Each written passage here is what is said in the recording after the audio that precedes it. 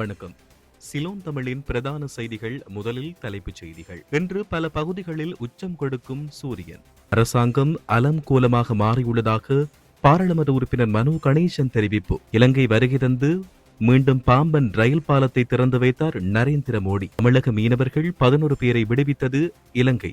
நரேந்திர மோடியின் பின்னர் இடம்பெற்ற சம்பவம். போதைக்கு எதிரான போராட்டம் முல்லைத்தீவில் பெண்களால் மேற்கொள்ளப்பட்டுள்ளது. நாட்டின் பெரும்பாலான பிரதேசங்களில் இன்று மழை பெய்யக்கூடும் என்று தெரிவிக்கப்பட்டுள்ளது. இனி தொடர்வது விரிவான செய்திகள். சூரியனின் வடதிசை நோக்கிய இயக்கத்தின் காரணமாக இந்த வருடம் ஏப்ரல் மாதம் 5ஆம் தேதி முதல் 14ஆம் தேதி வரை இலங்கையின் அகலாங்குகளுக்கு நேரே உச்சம் கொடுக்க உள்ளது. அதற்கிணங்க இன்று நண்பகல் 12 மணியளவில் கொழும்பு, அபிசாவளை, தலவாக்கலை, திம்புள்ளை, கல்கும்பர மற்றும் தம்பகல்ல ஆகிய பிரதேசங்களுக்கு மேலாக சூரியன் உச்சம் கொடுக்க உள்ளதாக தெரிவிக்கப்பட்டுள்ளது. பொருளாதார ரீதியாக நாட்டை கட்டியெழுப்பும் செயற்பாட்டில் தோல்வியடைந்த இந்த அரசாங்கமானது தேர்தல் வாக்குறுதிகளை மட்டுமே வழங்கி வெற்றி பெற்று இன்று அலங்கோலமான அரசாங்கமாக மாறியுள்ளதாக பாராளுமன்ற உறுப்பினர் மனோ கணேசன் தெரிவித்துள்ளார். கொழும்பு மாநகர சபையின் வட கொழும்பு ப்ளூமெண்டல் வட்டாரத்தில் போட்டியிடும் ஜனநாயக மக்கள் முன்னணியின் வேட்பாளரும் முன்னாள் கொழும்பு மாநகர சபை உறுப்பினருமான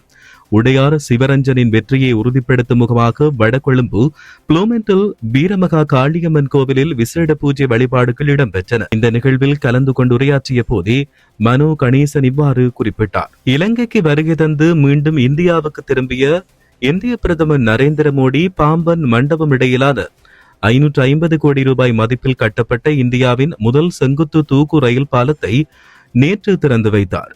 இந்தியாவுடன் ராமேஸ்வரம் தீவை இணைக்கும் வகையில் மண்டபம் கடற்கரையில் இருந்து பாம்பன் கடற்கரை வரையிலும் கடலில் ரயில் பாலமும் அதன் நடுவே கப்பல் கடந்து செல்ல தூக்கு பாலமும் ஆங்கிலேய ஆட்சி காலத்தில் கட்டப்பட்டு 1914ஆம் ஆண்டு திறந்து வைக்கப்பட்டது. இதுவே இந்தியாவில் கட்டப்பட்ட முதல் நீளமான கடல் பாலமாகும். ராம நவமி நாளான நேற்று ஞாயிற்றுக்கிழமை நண்பகல் 12 மணியளவில் இலங்கை பயணத்தை நிறைவு செய்துவிட்டு மண்டபம் ஹெலிபேட் தளத்துக்கு பிரதமர் நரேந்திர மோடி சென்றார். அங்கிருந்து காரினூடாக பாம்பன் சாலை பாலத்துக்கு சென்ற பிரதமர் நரேந்திர மோடி 550 கோடி ரூபாய் செலவில் அமைக்கப்பட்ட பாலத்தை கொடியசைத்து வைத்து திறந்து வைத்தார். புது பாம்பன் புதிய ரயில் பாலத்தில் மண்டபத்தில் இருந்து புறப்பட்டு வந்த சிறப்பு ரயில் ராமேஸ்வரத்துக்கு சென்றது. பின்னர் ரிமோட் மூலம் பிரதமர் நரேந்திர மோடி பாம்பன் புதிய ரயில் பாலத்தில் உள்ள செங்குத்து பாலத்தை மேலே உயர்த்தி கடலோர காவல்படைக்கு சொந்தமான கப்பல் பாம்பன் பாலத்தை கடந்து செல்வதையும் பாலத்தின் செயற்பாடுகளையும் பார்வையிட்டுள்ளார். இலங்கைக்கு பிரதமர் நரேந்திர மோடி வருகை தந்த நிலையில் மீனவர்களின் பிரச்சனையை மனிதாபிமான அணுகுமுறையுடன் தீர்வு காண வேண்டும் என பிரதமர் மோடி வலியுறுத்தியதன் பிற்பாடு சிறப்பு நடவடிக்கையாக தமிழக மீனவர்களை இலங்கை அரசாங்கம் விடுவித்துள்ளது. இதுகுறித்து தகவல் அறிந்தவர்கள் கூறுகையில் சிறப்பு நடவடிக்கையாக தமிழக மீனவர்கள் விடுவிக்கப்பட்டுள்ளதாக தெரிவித்தனர். முன்னதாக இலங்கைக்கு சுற்றுப்பயணம் மேற்கொண்ட பிரதமர் மோடி அந்நாட்டு ஜனாதிபதி அனுரகுமார் திசாநாயக்கவை கொழும்பில் சந்தித்து பேசினார். இருநாட்டு தலைவர்களின் பேச்சுவார்த்தையில் மீனவர் பிரச்சினை முக்கியமாக கலந்துரையாடப்பட்டது. பேச்சுவார்த்தைக்கு பின்னர் திசாநாயக்கவுடன் கூட்டாக செய்தியாளர்களை சந்தித்த பிரதமர் நரேந்திர மோடி மீனவர்களின் வாழ்வாதார பிரச்சினை குறித்து விவாதித்தோம். மீனவர் விவகாரத்தில் மனிதாபிமான அணுகுமுறையை பின்பற்றுவது என ஒப்புக்கொள்ளப்பட்டது.